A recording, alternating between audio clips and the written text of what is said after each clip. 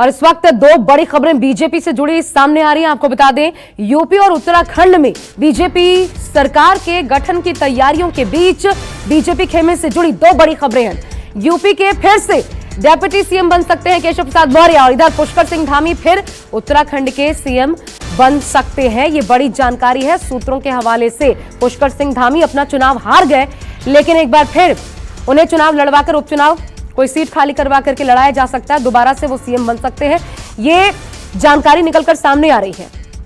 अशोक तिवारी का पहले रुख कर लेते हैं। पहली बड़ी खबर पर केशव प्रसाद मौर्य डेप्यूटी सीएम बनाए जा सकते हैं।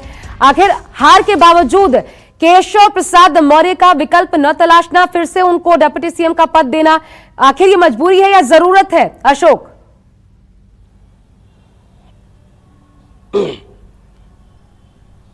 देखिए, दरअसल उत्तर प्रदेश में केशव प्रसाद मौर्य बीजेपी की तरफ से पिछड़ों का एक बड़ा चेहरे के तौर पर देखे जाते रहे। और आपको याद होगा कि जब साल 2017 में यूपी में विधानसभा का चुनाव हो रहा था, तो उस समय उनकी अगुवाई में उत्तर प्रदेश में विधानसभा का चुनाव लड़ा गया था, जिसमें तमाम सारे बड़े नेताओं ने उत्तर प्रदेश में कैंप किया था, बड़ी बड़ी रैलियां की थी। और उसके बाद जब उत्तर प्रदेश में बीजेपी की सरकार बनी तो उन्हें डिप्टी सीएम का पद दिया गया था। हालांकि उस समय वो मुख्यमंत्री के पद की रेस में बहुत आगे चल रहे थे, ऐसी चर्चा राजनीतिक गलियारों में उस दौरान देखी गई थी।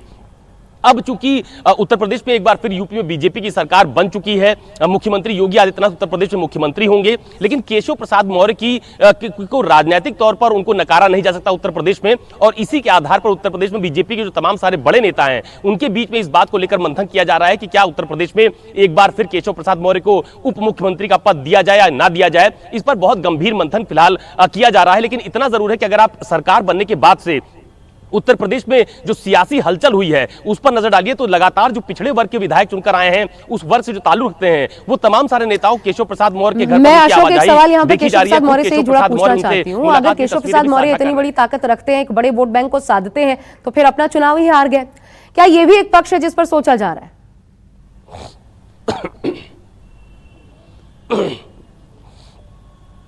देखिए, अभी फिलहाल जो बीजेपी के हवाले से खबर आ रही है उसमें यही कहा जा रहा है कि चूंकि इस बार उत्तर प्रदेश में उप मुख्यमंत्री की जो पद है उसकी संख्या में इजाफा किया जा सकता है। अब केशव प्रसाद मौर्य चूंकि पिछली सरकार में उप मुख्यमंत्री के पद पर थे, योगी आदित्यनाथ के बाद उत्तर प्रदेश के तमाम सारे जो बड़े नेताओं के दौरे पूरे यूपी में किए गए, उसमें केशव प्रसाद मौर्य ने बहुत सारी जनसभाओं को संबोधित भी किया। तो राजनीतिक तौर पर उनकी हैसियत बहुत कम नहीं आंकी जा रही है, और यही वजह है कि पार्टी का जो आला कमान है वो इस बात पर मंथन कर रहा है कि उप मुख्यमंत्री के पद पर उन्हें दोबारा इस बार दोबारा उनको। अब दूसरी खबर का रुख कर लेते हैं। अशोक, आप बने रहिएगा। पुष्कर सिंह धामी, उनको लेकर भी खबर है उत्तराखंड से इधर कि वो भी सीएम बनाए जा सकते हैं, भले चुनाव हारे।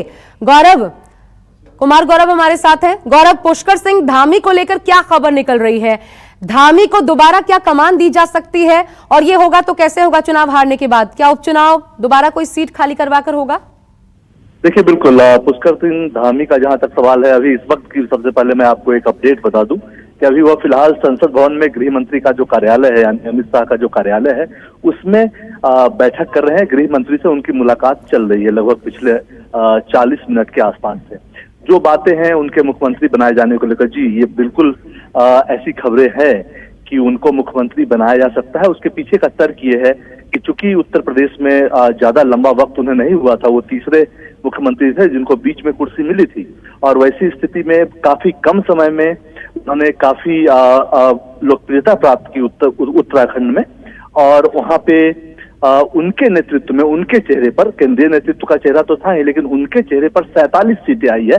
और वजह ये रही, जो उनके पक्ष में जो तर्क है वो ये है कि वो चूंकि लगातार पूरे प्रदेश का दौरा करते रहे और अपने सीट खटीमा पे उन्होंने ज्यादा फोकस नहीं किया, और वहां कुछ लोकल समीकरण इस तरह का बना कि चुनाव हारने के तौर पे उस जगह का नुकसान उठाना पड़ा। तो ये एक सिंपैथी की लहर है पुष्कर सिंह धामी के पक्ष में, ये एक बात है। लेकिन दूसरा पक्ष ये भी है, चूंकि 47 नए विधायक हैं, 47 विधायकों की संख्या है, ऐसे में जो अपोजिशन पक्ष है, जो उनके खिलाफ का पक्ष है, वो कहता है कि अगर आप किसी हारे हुए व्यक्ति को मुख्यमंत्री बनाते हैं तो फिर एक गलत मैसेज जाएगा। क्योंकि आपके पास 47 विधायक है, किसी और को मौका दिया जा सकता है। तो ये दो पक्ष है। लेकिन हाँ, ये जरूर है कि पुष्कर सिंह धामी के पक्ष में नेताओं में और जनता में दोनों जगहों पे सेंटीमेंट है कि उनके चेहरे पे उनकी लोकप्रियता के हिसाब से 47 दावेदार तो बहुत होंगे कुमार, या दावेदारी नहीं है, ये सीधा आला कमान को तय करना है? देखिए, जाहिर तौर पे जब इस तरह से चुनाव होते हैं, इनमें आपको पता है इससे पहले भी ये तीसरे मुख्यमंत्री हैं और कई सारे दूसरे दल से आए हुए भी नेता हैं। दावेदारी काफी है, लेकिन एक चीज आप मानकर चलिए कि अभी कुछ देर पहले अभी जो बैठक हो रही है, इससे पहले जेपी नड्डा के साथ भी बैठक हुई थी पुष्कर सिंह धामी और उत्तराखंड की पूरी टीम की, लेकिन वहां मुख्यमंत्री को लेकर कोई चर्चा नहीं हुई। साफ मैसेज ये है कि आला कमान के स्तर पे होगा, इसमें कहीं कोई दो राय नहीं है। हाँ, 19 तारीख को ये जरूर हो सकता है कि राजनाथ सिंह और मीनाक्षी लेखी, जिनको कि ऑब्जर्वर बनाया गया है, वो वहां जाएं, केंद्र से जो उनको नाम बताया जाए उस नाम पे विधायक दल की बैठक में सहमति बनवाएं और फिर 20 तारीख को उत्तराखंड में नए आप मुख्यमंत्री नजर का बना शपथ के ग्रहण रखिएगा कुमार, जो भी अपडेट आता है आपसे लेते रहेंगे। फिलहाल के लिए अशोक और कुमार गौरव, आप दोनों का बहुत बहुत शुक्रिया हमारे साथ जुड़ने के। नमस्कार, मैं हूं मानक गुप्ता। अगर आपको हमारा ये वीडियो पसंद आया हो तो इसे लाइक और शेयर जरूर करें और हाँ, हमें सब्सक्राइब और फॉलो करना ना भूलें ताकि आप देश और दुनिया की कोई खबर मिस ना करें। तो जुड़े रहिए हमारे साथ और देखते रहिए News 24।